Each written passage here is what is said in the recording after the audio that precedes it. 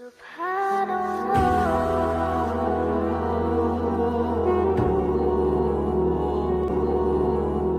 کی تکمیل ہو اور چاہے وہ تراویح کے اندر قرآن پاک کی تکمیل ہو، ایسے موقع کے اوپر جب بھی قرآن پاک کی تکمیل ہوگی اللہ تبارک و تعالی اس موقع پر دعا کو قبول فرماتے ہیں۔ تو آج کی یہ مجلس بہت ہی اہم مجلس ہے، بہت ہی اہمیت والی ہے، اور آج اس مجلس کے اندر جو دعا ہوگی اس میں ہم پہلے سے سوچ کر رکھیں کہ اللہ تبارک و تعالیٰ سے کیا مانگنا ہے۔ ایسے موقع پر حاضر ہو کر اپنی ضرورتوں کو اللہ تبارک و تعالیٰ کے سامنے رکھنا اور اللہ تبارک و تعالیٰ سے مانگنا اور اللہ تبارک و تعالیٰ کے سامنے اپنی عاجزی اور انکساری کو بیان کرنا، ان چیزوں سے اللہ تبارک و تعالیٰ خوش ہوتے ہیں۔ دوسری بات یہ کہ آج ضرورت اس بات کی ہے کہ میرا اور آپ کا پوری امت مسلمہ کا رشتہ قرآن پاک سے مضبوط ہو جائے۔ قرآن پاک یہ اللہ تبارک و تعالیٰ کا کلام ہے، اور اللہ کے رسول صلی اللہ علیہ وسلم یہ ارشاد فرماتے ہیں کہ ان هذه القلوب تصدع كما يصدع الحديد، یہ جو انسان کا دل ہے اس دل کے اوپر زنگ لگ جاتا ہے، جس طریقے سے لوہے کے اوپر زنگ لگ جاتا ہے۔ آدمی اپنے روزمرہ کے کام کاج میں لگا ہوا ہے، گھر سے باہر نکل رہا ہے، نہ جانے کن کن چیزوں کے اوپر اس کی نظر پڑ رہی ہے۔ فتنے کا دور ہے، آدمی گھر سے نکلا، انجانے میں گناہ ہو گئے، جان بوجھ کر گناہ ہو گئے، خواہشات نے اس کو ابھار دیا، کسی بھی وجہ سے اس سے گناہ ہو گیا۔ اللہ کے رسول صلی اللہ علیہ وسلم ارشاد فرماتے ہیں کہ جب انسان کوئی گناہ کرتا ہے تو اس کے دل کے اوپر ایک سیاہ نقطہ لگ جاتا ہے، جب وہ دوسرا گناہ کرتا ہے تو دوسرا سیاہ نقطہ اس کے دل کے اوپر لگ جاتا ہے، یہاں تک کہ وہ گناہ کرتا رہتا ہے، دل سیاہ ہوتا چلا جاتا ہے۔ اللہ کے رسول صلی اللہ علیہ وسلم ارشاد فرماتے ہیں پس اگر وہ توبہ کر لے، فَإِنِ اسْتَغْفَرَ وَنَزَعَ وَتَابَ إِلَى اللَّهِ، اگر وہ توبہ استغفار کر لے اور اس گناہ کو چھوڑ دے اور اللہ تبارک و تعالیٰ کی طرف رجوع کر لے، سُقِلَ قَلْبُهُ، اللہ تبارک و تعالیٰ اس کے دل کو صاف کر دیتے ہیں۔ تو دل کی صفائی کا جہاں ایک راستہ اللہ کے رسول صلی اللہ علیہ وسلم نے یہ بیان فرمایا کہ آدمی توبہ کرے، استغفار کرے، وہیں اللہ کے رسول صلی اللہ علیہ وسلم یہ ارشاد فرماتے ہیں کہ آدمی اپنے رشتے کو قرآن پاک سے مضبوط کرے۔ ان هذه القلوب،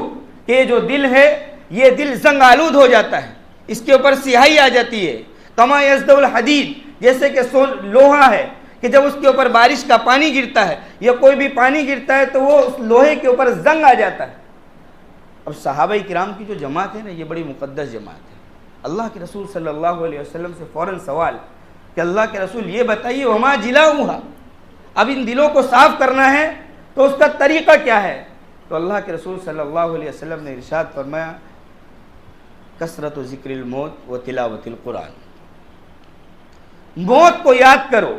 کہ ایک دن اس دنیا سے رخصت ہو جانا ہے۔ کتنے لوگ تھے جو گزشتہ رمضان میں ہمارے پاس بیٹھے ہوئے تھے، ہمارے ساتھ تھے، اٹھنا بیٹھنا تھا، آج وہ ہم سے دور ہو گئے۔ کثرت ذکر الموت، موت کو یاد کرو، وہ تلاوت القرآن، اور قرآن پاک کی تلاوت کرو۔ خاص طور سے اس ماہ مبارک کے اندر قرآن پاک کو، اس ماہ مبارک سے خاص مناسبت ہے۔ قرآن پاک کا نزول اس مہینے کے اندر ہوا ہے، اور وہ بھی شب قدر کے اندر ہوا ہے۔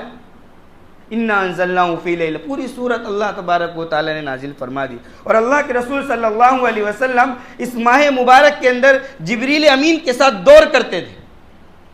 قرآن پاک سننے اور سنانے کا سلسلہ چلتا تھا۔ آج میرے دوستو میرا اور آپ کا رشتہ قرآن پاک سے بہت کمزور ہو گیا۔ کتنے لوگ ہیں جو جوان ہو گئے، اب بڑھاپے کی دہلیز کے اوپر ان کا قدم رکھا ہوا ہے، قرآن پڑھنا نہیں جانتے۔ کتنے نوجوان ہیں آج سب انگلش اچھی سے اچھی بول سکتے ہیں، وہ ہر زبان کے اوپر ان کی پکڑ ہے، وہ اپنے معافی ضمیر کو ادا کر سکتے ہیں، لیکن میرے دوستو قرآن پاک کی 5-10 صورتیں ان کو یاد نہیں۔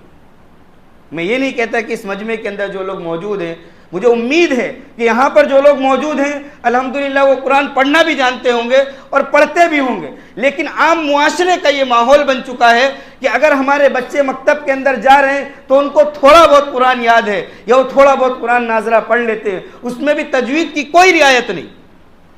لیکن اکثر طبقہ ہماری قوم کا وہ ہے جو قرآن پاک سے دور ہے، اکثر طبقہ۔ اور اگر کچھ لوگ وہ ہیں جو قرآن پاک کو تھوڑا بہت پڑھ لیتے ہیں تو وہ صرف ماہ مبارک میں قرآن پاک کو کھول لیں، پورے سال قرآن کو اٹھا کر کے نہیں دیکھا۔ حالانکہ میرے دوستو یہ اللہ تبارک و تعالیٰ کا کلام ہے۔ اللہ کے رسول صلی اللہ علیہ وسلم نے ارشاد فرمایا کہ میرے بعد کیا کرو گے؟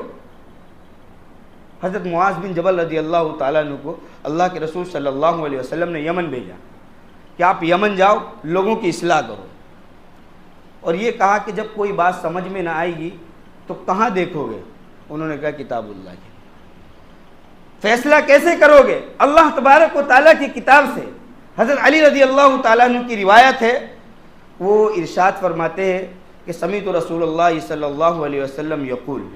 کہ میں نے اللہ کے رسول صلی اللہ علیہ وسلم کو ایک دن ارشاد فرماتے ہوئے سنا، آپ نے کہا انہا ستکون فتنۃ، کہ ان قریب فتنہ آنے والا ہے۔ اب یہ تو صحابہ کرام تھے، حضرت علی صحابی ہیں، فوراً اللہ کے رسول صلی اللہ علیہ وسلم سے سوال کیا مل مخرج منہا یا رسول اللہ کے رسول فتنہ آنے والا ہے، اور اللہ کے رسول صلی اللہ علیہ وسلم کے بعد صحابہ کا زمانہ ہے، اس کے بعد تابعین کا زمانہ ہے، اور اس کے بعد فتنوں کا دور شروع ہو چکا ہے، اور آج تو میرے دوستو ہر گلی ہر محلے کے اندر فتنہ رونما ہے۔ آدمی گناہوں سے بچنا چاہے تو نہیں بچ سکتا ہے، بس دل کے اندر یہ ارادہ ہو کہ اللہ میں گناہوں سے بچنا چاہتا ہوں، تو مجھے گناہوں سے بچا لے۔ قدم قدم پر گناہ ہے، آدمی کے ہاتھ میں فون ہے، موبائل ہے، دیگر چیزیں ہیں، گھروں کے اندر دوسری، گھر سے باہر بھی نکلتا ہے تو بھی میرے دوستو گناہ کے اندر مبتلا ہو جاتا ہے۔ خیر، حضرت علی رضی اللہ تعالیٰ عنہ اللہ کے رسول صلی اللہ علیہ وسلم سے پوچھا مل مخرج منہا یا رسول اللہ کے رسول فتنہ تو آنے والا ہے، آپ کی زبان سے نکل گیا، یعنی یہ بات حق ہے۔ ہر مسلمان اس کو تسلیم کرتا ہے، وہ تو صحابی رسول تھے کہ اللہ کے رسول آپ نے کہا، اس کا مطلب فتنہ تو آنے والا ہے، مل مخرج منہا، اس سے نکلنے کا راستہ بتا دیجئے۔ تو اللہ کے رسول صلی اللہ علیہ وسلم نے ارشاد فرمایا کتاب اللہ، اللہ تبارک و تعالیٰ کی کتاب، یہ اس سے نکلنے کا راستہ ہے۔ اور پھر آپ نے ایک لمبی چوڑی تفصیل بیان کی، فیہ نبأ ما قبلکم وخبر ما بعدکم وحکم ما بینکم هو الفصل لیس بالہزل۔ یہ اللہ کے رسول صلی اللہ علیہ وسلم اس کو بیان کر رہے ہیں، من ترکہ من جبار قسمہ اللہ ومن ابتغى الہدى فی غیرہ اضلہ اللہ وهو حبل اللہ المتین وهو الذکر الحکیم وهو الصراط المستقیم وهو الذی لا تزیغ به۔ ایک لمبی چوڑی حدیث اللہ کے رسول صلی اللہ علیہ وسلم نے بیان کی اور اس قرآن پاک کی خصوصیت کو بیان کیا، اور یہ کہا فی نبأ ما قبلکم، کہ جو قرآن پاک ہے اس سے رشتے کو مضبوط رکھنا، اس کو چھوڑ مت دینا، گمراہ ہو جائیں گے لوگ۔ قرآن کو مضبوطی سے پکڑ کے رکھو، اس کے احکام کے اوپر عمل کرو، اس کو پڑھو بھی، اس کو سمجھو بھی، اور اپنے بچوں کو اس کی تعلیم دو۔ فی نبأ ما قبلکم، تم سے پہلے جو لوگ گزرے ہیں ان کے واقعات اس کے اندر موجود ہیں۔ ان واقعات کے اندر کیا ہے؟ عبرتیں ہیں۔ یا تو وہ لوگ ہیں جن کو اللہ تبارک و تعالیٰ نے کامیابی سے ہمکنار کر دیا، یا ان لوگوں کے واقعات ہیں جن کو اللہ تبارک و تعالیٰ نے تباہ و برباد کر دیا۔ قوم ہود ہے، قوم لوط ہے، صالح علیہ السلام کی قوم ہے، کیا کیا اللہ تبارک و تعالیٰ نے؟ نوح علیہ السلام کی قوم ہے، کیا کیا اللہ تبارک و تعالیٰ نے؟ یہ سارے کے سارے قصے فی نبأ ما قبلکم، کہ اس کتاب کے اندر ان لوگوں کے قصے موجود ہیں جو تم سے پہلے گزر چکے ہیں۔ ان کی زندگی کو دیکھ لو کہ اگر انہوں نے اپنے نبی کے کہنے کو مانا اور اپنے نبی کی اطاعت کی، اللہ تبارک و تعالیٰ کے احکام کے اوپر عمل کیا، اللہ تبارک و تعالیٰ نے ان کو کامیاب کر دیا، اور اگر انہوں نے اللہ تبارک و تعالیٰ کے احکام کو چھوڑا تو اللہ تبارک و تعالیٰ نے ان کو تباہ و برباد کر دیا۔ فی نبأ ما قبلکم وفی خبر ما بعدکم، اور آنے والے حالات کے اندر تم کو کیا اعمال کرنے ہیں وہ اس کے اندر موجود ہے۔ والعصر ان الانسان لفی خسر الا الذین آمنوا وعملوا الصالحات وتواصوا بالحق وتواصوا بالصبر۔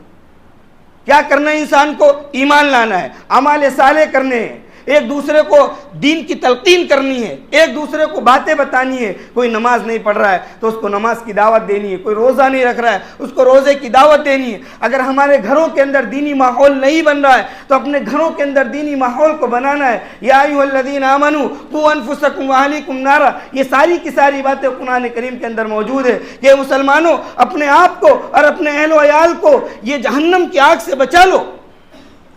یہ ساری کی ساری چیزیں قرآن پاک کے اندر موجود ہیں۔ وفی خبر ما بعد هو الفصل لیس بالہزل، کہ یہ حق و باطل کے درمیان فیصلہ کرنے والی کتاب ہے۔ وحکم ما بینکم، اگر آپس میں کوئی اختلاف ہو جائے قرآن کی طرف رجوع کرو، قرآن تمہیں بتائے گا کہ حق کیا ہے باطل کیا ہے۔ والفصل لیس بالہزل، یہ حق کو واضح کر دے گی، یہ کوئی مذاق چیز نہیں ہے۔ من ترکہ من جبار، جس نے قرآن پاک کو چھوڑ دیا سرکشی کی بنا پر۔ ایک تو آدمی سستی ہے، غفلت ہے، کوتاہی، یہ بھی غلط ہے، لیکن اگر کسی نے قرآن پاک کو یہ چھوڑ دیا کہ اس سے ہوگا کیا، قسمہم اللہ اس کے چیتھڑے اڑا دے گا، اس کو نیست و نابود کر دے گا، اس کو تباہ و برباد کر دے گا۔ من ترکہ من جبار قسمہم اللہ ومن ابتغى الہدی فی غیرہ، اگر کوئی شخص یہ سمجھتا ہے کہ قرآن کے علاوہ کسی اور چیز کے اندر ہدایت ہے،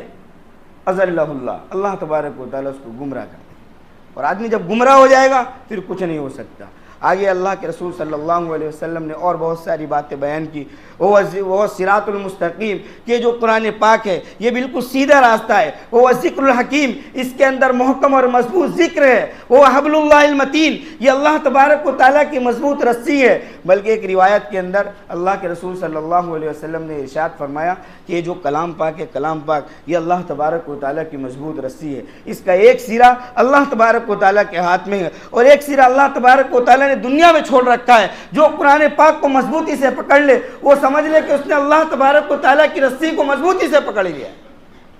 اور وہ غرق نہیں ہو سکتا، اور وہ ہلاک نہیں ہو سکتا، وہ تباہ و برباد نہیں ہو سکتا۔ آگے بیان کرتے ہیں حضرت اللہ کے رسول صلی اللہ علیہ وسلم نے آگے ارشاد فرمایا هو الذی لا تزیغ بالاہواء، آدمی کی خواہشات اس کو الگ الگ چیزوں کی طرف لے جاتی ہے، لیکن اگر کوئی شخص پابندی سے قرآن پاک کی تلاوت کرتا ہے، لا تزیغ بالاہواء، خواہش نفسانی اس کو بہکا نہیں سکتی، ولا تلتبس بالالسنہ، اور یہ قرآن پاک وہ مضبوط اور محکم کتاب ہے کہ لوگ کہ جتنا چاہیں اس کے اندر کمی کوتاہی کرنا چاہیں وہ نہیں کر سکتے، اللہ تبارک و تعالیٰ نے اس کی حفاظت کا وعدہ کر رکھا۔ ولا يخلق عن کثرت الرد، اور اس قرآن پاک کی ایک خاصیت یہ ہے، اللہ کے رسول صلی اللہ علیہ وسلم نے بیان کی، اس کی ایک خاصیت یہ ہے کہ جتنا چاہے اس کو پڑھ لو آپ کا دل اکتائے گا نہیں۔ کوئی بھی کتاب دنیا کی اٹھا لو، آپ ایک بار پڑھو گے، دو بار پڑھو گے، تین بار پڑھو گے، اس کے بعد اکتا جاؤ گے۔ قرآن پاک کے اندر اللہ تبارک و تعالیٰ نے یہ خاصیت رکھی ہے کہ اس کو جتنا چاہے پڑھو گے اس کے اندر اور زیادہ دل لگے گا۔ وہ بات الگ ہے کہ آدمی کا نفس اگر اتنا موٹا ہو گیا ہے کہ وہ صحیح معنی میں کام نہیں کر رہا ہے، لیکن جو لوگ ہمارے بزرگوں،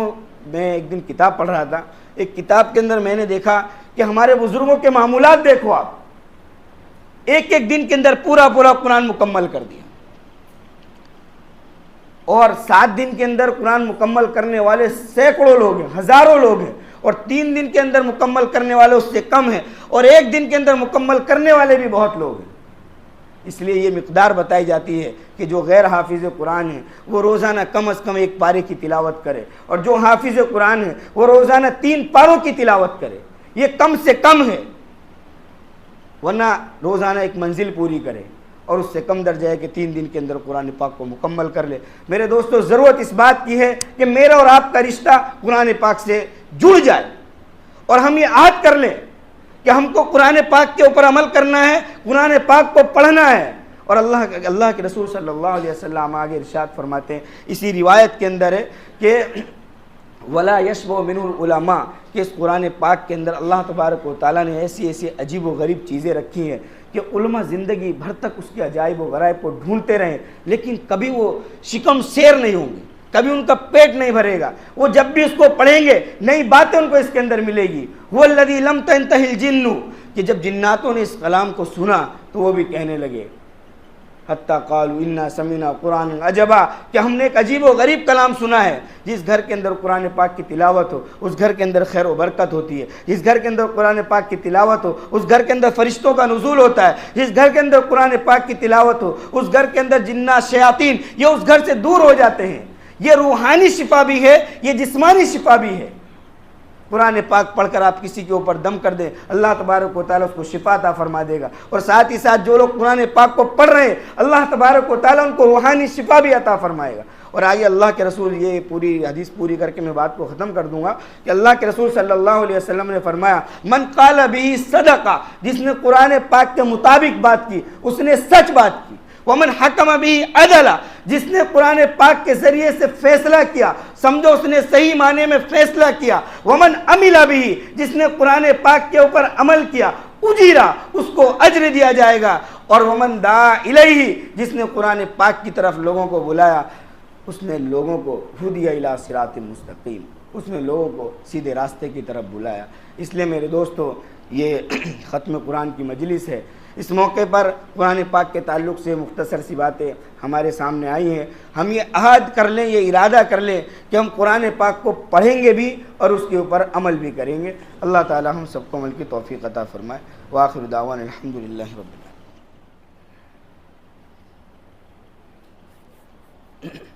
الحمد للہ رب العالمین الرحمن الرحیم مالک یوم الدین ایاک نعبد و ایاک نستعین اہدنا الصراط المستقیم صراط الذین انعمت علیہم غیر المغضوب علیہم ولا الضالین۔ ربنا آتنا فی الدنیا حسنہ وفی الآخرۃ حسنہ وقنا عذاب النار۔ ربنا ظلمنا انفسنا وإن لم تغفر لنا وترحمنا لنكونن من الخاسرين۔ ربنا لا تؤاخذنا إن نسينا وأخطأنا، ربنا ولا تحمل علينا إصرا كما حملته على الذين من قبلنا، ربنا ولا تحملنا ما لا طاقة لنا به واعف عنا واغفر لنا وارحمنا أنت مولانا فانصرنا على القوم الكافرين، فانصرنا على القوم الظالمين، فانصرنا على القوم الفاسقين۔ اللهم باعد بيننا وبين خطايانا كما باعدت بين المشرق والمغرب، اللهم باعد بيننا وبين خطايانا كما باعدت بين المشرق والمغرب۔ یا اللہ ہمارے گناہوں کو معاف فرما دے، یا اللہ ہماری خطاؤں کو درگزر فرما دے، یا اللہ دن کے اجالے میں، یا اللہ رات کے اندھیرے میں، یا اللہ تنہائی میں محفل میں، یا اللہ جانے میں انجانے میں، یا اللہ بہت سے گناہ کیے ہیں، یا اللہ صغیرہ گناہ بھی کیے ہیں، یا اللہ کبیرہ گناہ بھی کیے ہیں۔ یا اللہ یہ مبارک مہینہ ہے اور یا اللہ مبارک محفل ہے، یا اللہ اس مجلس پر تو دعاؤں کو قبول فرماتا ہے، یا اللہ تو ہم سب کے گناہوں کو معاف فرما دے، یا اللہ تو ہم سب کی خطاؤں سے درگزر فرما دے، یا اللہ صغیرہ گناہ بھی معاف فرما دے، یا اللہ کبیرہ گناہ بھی معاف فرما دے، یا اللہ جو گناہ ہمیں یاد ہے وہ بھی معاف فرما دے، یا اللہ جو گناہ کر کے ہم بھول گئے، ہم اقراری مجرم ہیں، یا اللہ تو وہ گناہ بھی معاف فرما دے۔ یا اللہ ہم بہت گندے ہیں لیکن مولا تیرے ہی بندے ہیں، یا اللہ تیرے نبی کے امتی ہیں، یا اللہ یا اللہ یا اللہ اس ماہ مبارک کے اندر ہم تجھ سے اپنی معافی کی بھیک مانگتے ہیں، یا اللہ تو ہم سب کو معاف فرما دے، یا اللہ تو ہم سب کو معاف فرما دے، یا اللہ تو ہم سب کو معاف فرما دے، یا اللہ پوری امت مسلمہ کو معاف فرما دے۔ یا اللہ آج پوری امت پریشان ہے، یا اللہ آج امت کو ستایا جا رہا ہے، تیری نبی کی امت کو پریشان کیا جا رہا ہے، تیرے بندوں کو یا اللہ تکلیفیں دی جا رہی ہیں، یا اللہ ان کا جرم کچھ نہیں ہے، بس یہ تیرا کلمہ پڑھنے والے ہیں، تیری توحید کی اقراری ہے، یہ لا الہ الا اللہ کہنے والے ہیں، یہ محمد رسول اللہ کہنے والے ہیں۔ اس کلمے کی بنیاد پر یا اللہ آج مسلمانوں کو پیٹا جا رہا ہے، یا اللہ ان کو ستایا جا رہا ہے، یا اللہ ان کو تکلیفیں دی جا رہی ہے۔ اے میرے مولا تیرے علاوہ کوئی پرسان انگال نہیں ہے، تیرے علاوہ کوئی مدد کرنے والا نہیں ہے، یا اللہ تو ہی ناصر ہے، یا اللہ تو ہی معین ہے، یا اللہ تو ہی نصیر ہے، یا اللہ تو ہر چیز کو جانتا ہے۔ اے مولا تیرے یہ بندے بہت پریشان ہیں، اس ماہ مبارک کے اندر تیرے سامنے ہاتھ پھیلائے ہوئے ہیں، یا اللہ تو پوری امت مسلمہ کی پریشانی کو دور فرما دے، یا اللہ پوری امت مسلمہ کی پریشانی کو دور فرما دے، یا اللہ جہاں جہاں بھی مسلمانوں پر ظلم ہو رہا ہے، یا اللہ ظالمین کے حق میں یا اللہ اگر خیر اور ہدایت ہے تو ان کو ہدایت دے دے، ورنہ اپنی زمین کو ان سے پاک صاف فرما دے، ان کو نیست و نابود کر دے۔ یا اللہ تیرے نبی کی امت یا اللہ بہت تکلیف میں، یا اللہ اٹھتے بیٹھتے کھاتے پیتے یا اللہ امتوں کے اوپر حالات آ رہے ہیں۔ اے میرے مولا تو ان حالات کو دور فرما دے، تو ان حالات کو دور فرما دے۔ یا اللہ دن دہاڑے مسلمانوں کو پکڑا جا رہا ہے، ان کو جیلوں میں بند کیا جا رہا ہے۔ یا اللہ کتنے لوگ ہیں جو جیلوں کے اندر بند، کوئی قصور ان کا نہیں ہے، بس وہ لا الہ الا اللہ کہنے والے ہیں۔ میرے مولا آگے عید آ رہی ہے، ہم اپنے بھی بچوں کے ساتھ ہوں گے، لیکن بولا وہ عید کیسے منائیں گے؟ وہ تو قید و بند کے اندر ہے، وہ تو جیلوں کے اندر ہے۔ کوئی ماں بیٹی ہوگی جو اپنے بیٹے کے انتظار میں ہوگی، کوئی بیوی بیٹھی ہوگی جو اپنے شوہر کے انتظار میں ہوگی، کوئی بہن ہوگی جو یہ سوچ رہی ہوگی میرا بھائی آئے گا عید کی خریدی کر کے کچھ لائے گا۔ اے میرے مولا تو ان کی باتوں کو بھی سن لے، ان کی رہائی کی شکلیں صورتیں پیدا فرما دے، ان کی رہائی کی شکلیں صورتیں پیدا فرما دے، ان کی رہائی کی شکلیں صورتیں پیدا۔ یا اللہ جو لوگ بیمار ہیں ان کو شفا عطا فرما دے، یا اللہ جو لوگ لا علاج بیماری میں مبتلا ان کو شفا عطا فرما دے، یا اللہ جو تکلیف میں ان کی تکلیفوں کو دور فرما دے، یا اللہ جو پریشان حال ہے ان کی پریشانیوں کو دور فرما دے۔ یا اللہ یہاں قرآن پاک پڑھا گیا ہے، قرآن پاک کی تکمیل ہوئی ہے، قرآن پاک کو پڑھنے میں، یا اللہ پڑھانے میں، سننے میں، یا اللہ کسی بھی طرح کی کوئی کمی کوتاہی ہو گئی ہو، یا اللہ تو اس سے درگزر فرما دے، یا اللہ اس پڑھنے اور سننے کو قبول فرما لے۔ یا اللہ اس مجلس کے اندر جو لوگ شریک ہیں یا اللہ تو ان سب کی مغفرت فرما دے۔ یا اللہ اس مجلس کے اندر جو لوگ اپنی جائز تمناؤں کو دل کے اندر لے کر بیٹھے ہوئے ہیں یا اللہ تو ان سب کی جائز تمناؤں کو پورا فرما دے۔